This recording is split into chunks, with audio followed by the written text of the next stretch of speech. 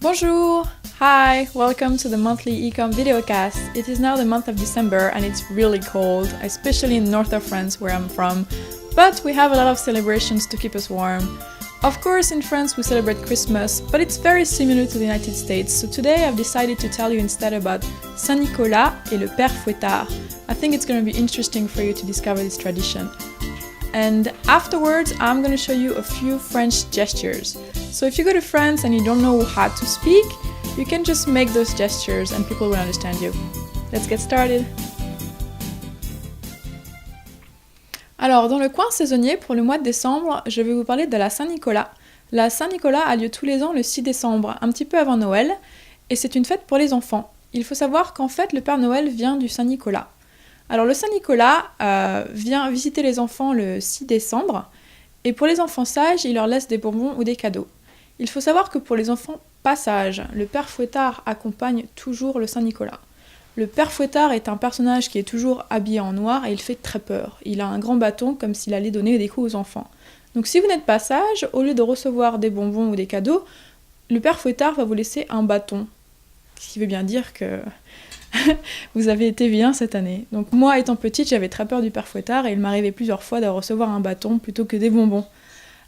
Sinon, les enfants, la veille de l'arrivée du Saint-Nicolas, ils mettent leurs chaussures devant la cheminée, un petit peu comme pour le Père Noël, mais ils mettent aussi une carotte pour la mule du Saint-Nicolas et un verre de vin pour le Saint-Nicolas.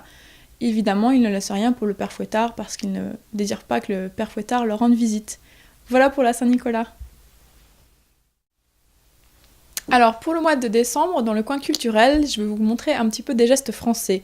Ça pourrait vous être utile si vous avez un petit peu de mal à communiquer avec le français moyen quand vous venez en France, vous pouvez toujours faire ces gestes et les gens vous comprendront tout à fait. Alors pour commencer, ce geste-là, je pense que vous pouvez deviner, ça veut dire j'ai sommeil. Si on fait ce geste-là, ça veut dire qu'on a envie de mettre sa tête sur son oreiller et de dormir. J'ai vraiment trop sommeil. Alors le geste suivant, c'est mon œil. Un petit peu difficile à deviner, mais si je dis mon œil, ça veut dire que par exemple, si un ami me raconte une histoire, vraiment je les crois pas. Oh mon œil, ça m'étonnerait, c'est pas vrai ce que tu racontes. Une autre expression qui peut être utile, c'est se tourner les pouces.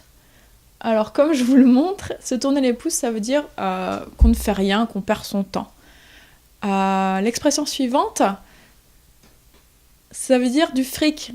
Ça coûte cher, hein, de l'argent. Et enfin, la dernière expression, c'est la barbe. C'est rasoir, ça veut dire qu'on s'ennuie. Par exemple, si on va à un concert et peut-être un peu de musique classique et que ça nous plaît pas trop, oh c'est la barbe, qu'est-ce que je m'ennuie. Donc j'espère que ça pourra vous être utile si vous allez en France et qu'au lieu de communiquer, vous pouvez juste faire des signes. Voilà, donc c'est tout pour le vidéocast du mois de décembre, j'espère que ça vous a plu. Pour le mois de décembre, je vous ai un petit peu expliqué la Saint-Nicolas. Alors si vous allez en France le 6 décembre, j'espère que vous avez été sages, parce que sinon, le Père Fouettard va venir vous rendre visite et vous donner des coups de bâton. Attention, attention. Et puis, quand vous allez en France, si vous avez un petit peu de mal à parler, utilisez les gestes que je vous ai montrés. J'ai sommeil, mon œil, du fric, la barbe et se tourner les pouces. Ça peut toujours être utile quand vous avez du mal à vous exprimer. Voilà, à très bientôt. Au revoir.